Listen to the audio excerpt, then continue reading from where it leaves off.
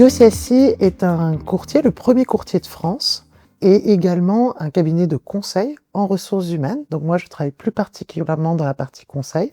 On s'occupe à la fois des sujets de santé, de prévoyance, de retraite, de plus de 5 millions de salariés en France et dans le monde. On est aujourd'hui le 15e courtier mondial et le premier non anglo-saxon.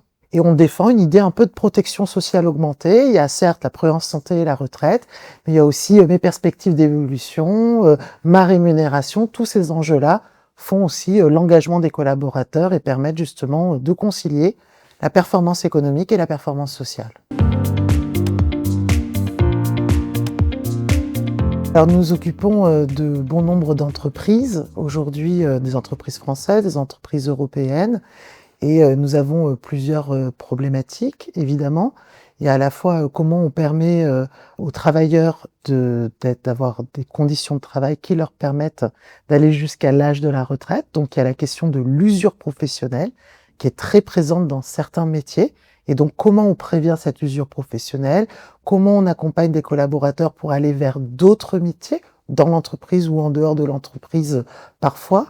Nous travaillons également sur les sujets de santé, donc il y a aussi des situations d'absentéisme qui sont aussi parfois plus importantes chez les seniors, et comment on fait également pour investir dans les compétences tout au long de la vie professionnelle, c'est-à-dire quel que soit notre âge, et on voit que malheureusement, à partir de 55 ans, on a moins accès à la formation, notamment la formation continue. Donc c'est aussi, dans notre métier de conseil en ressources humaines, c'est aussi d'aider à travailler ces questions-là de façon très concrète.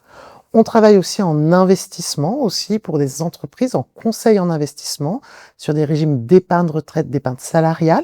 C'est un point majeur aussi de notre activité. Et puis très concrètement, on peut accompagner individuellement des salariés pour savoir s'y retrouver, quand c'est qu'il va pouvoir partir en retraite, à quel âge, dans quelles conditions, pour mettre en place des dispositifs de cumul emploi-retraite. Voilà, ça c'est le quotidien de tous les consultants qui m'accompagnent. C'est un défi majeur, puisqu'en 2050, il y aura à peu près 30% de la population européenne qui aura plus de 65 ans, quand on est autour de 20% aujourd'hui. Donc c'est un défi évidemment pour nos systèmes de protection sociale. C'est un défi aussi parce qu'il y a un accroissement des besoins en santé et donc d'infrastructures. Il y aura aussi plus de personnes dépendantes. Donc on a beaucoup parlé là à l'instant des métiers du grand âge, mais c'est un véritable défi. Il faut investir dans ces métiers pour donner envie, parce que s'ils ne sont pas là, on aura des difficultés notamment à maintenir vivre plus longtemps, que ce soit dans le sanitaire ou dans le médico-social. Donc c'est des immenses défis, c'est des défis également sur le marché du travail. Il faut que nous les anticipions au mieux et que nous ayons aussi le courage de trouver des compromis. Parce que je pense qu'aujourd'hui, la situation, le contexte, tout le monde le connaît. Donc maintenant, il faut que nous soyons parfois peut-être un peu moins dans une culture de l'affrontement et un peu plus dans une culture du compromis.